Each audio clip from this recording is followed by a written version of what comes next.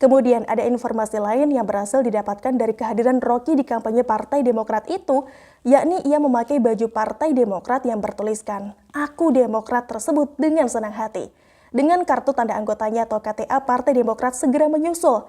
Tidak lupa pula Rocky memuji Partai Demokrat setinggi bintang di langit di acara itu dengan mengatakan partai itu bekerja berdasarkan gagasan serta merupakan partai akal sehat.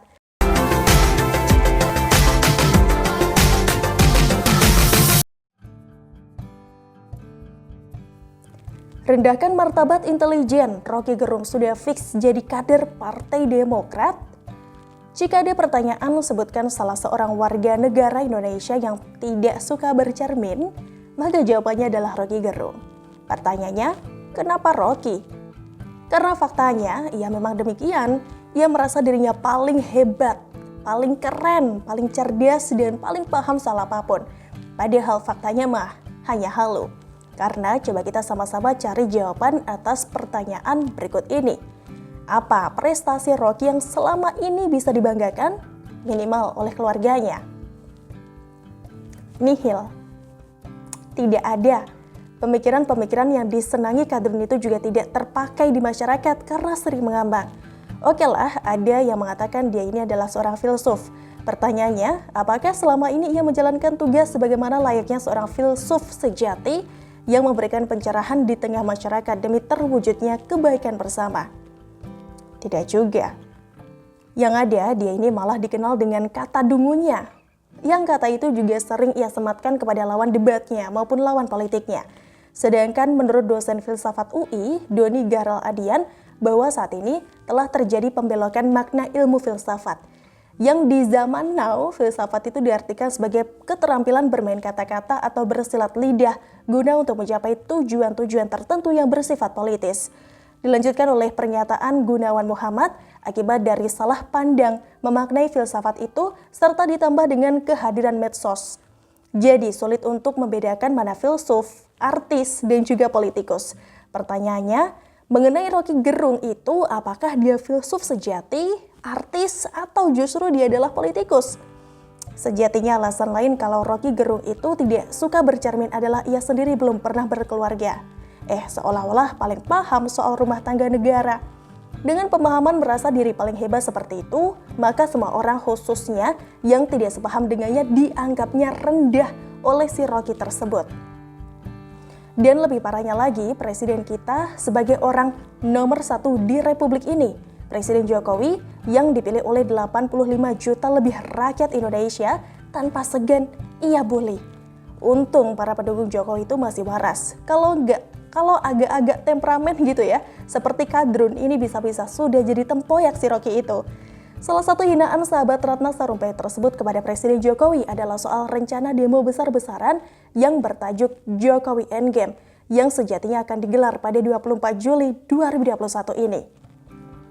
Hingga polisi pun telah bersiaga menghadapi demo itu agar jangan sampai nanti terjadi kerusuhan dan para pendemo merusak fasilitas publik seperti trotoar, halte, lampu jalan, dan lain sebagainya. Tapi entah kenapa, apakah karena logistik kurang sehingga demo itu tidak ada peminatnya. Demo yang direncanakan akan dilaksanakan di sekitar kawasan Istana Negara itu pun juga tidak dihadiri oleh peserta.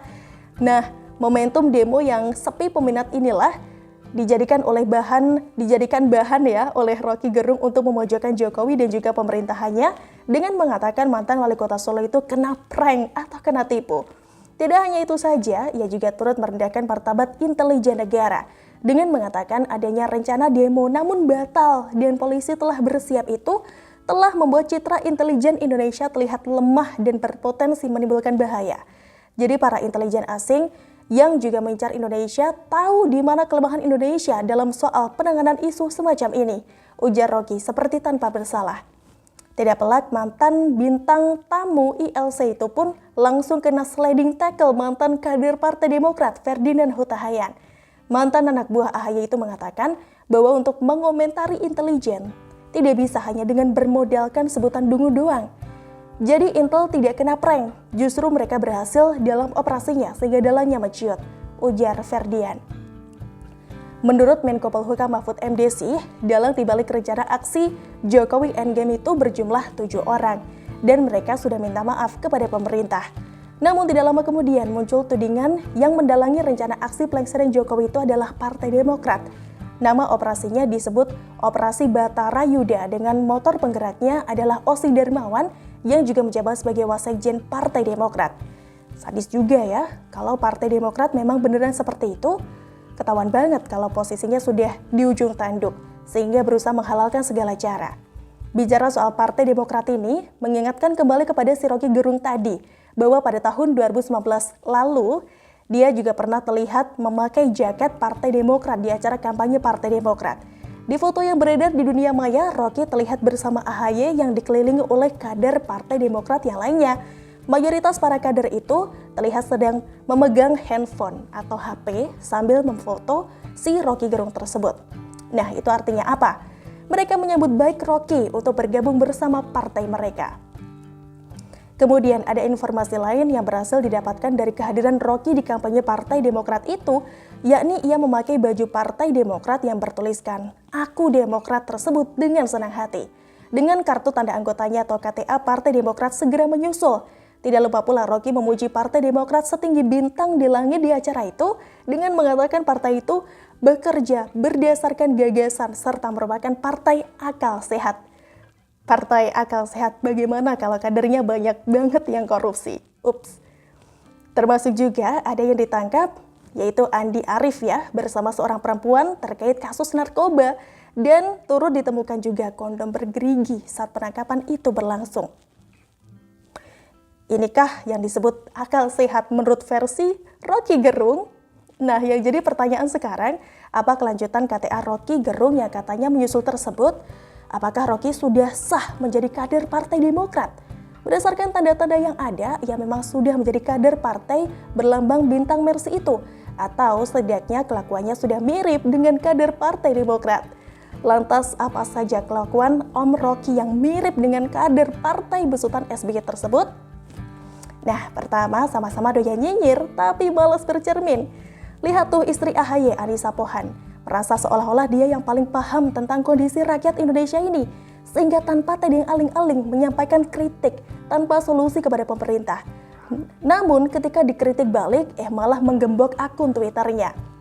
Ketahuan banget kalau doi suka julid tapi gak suka dikritik. Kedua, sama-sama berkomentar negatif terkait isu demo Jokowi Endgame. Dan ketiga, sama-sama minim prestasi tapi ngomongnya selangit. Kura-kura demikian. Gimana menurut kalian guys? Tulis pendapat kalian di kolom komentar ya. Kita ketemu lagi di Suara Ranah berikutnya. Bye!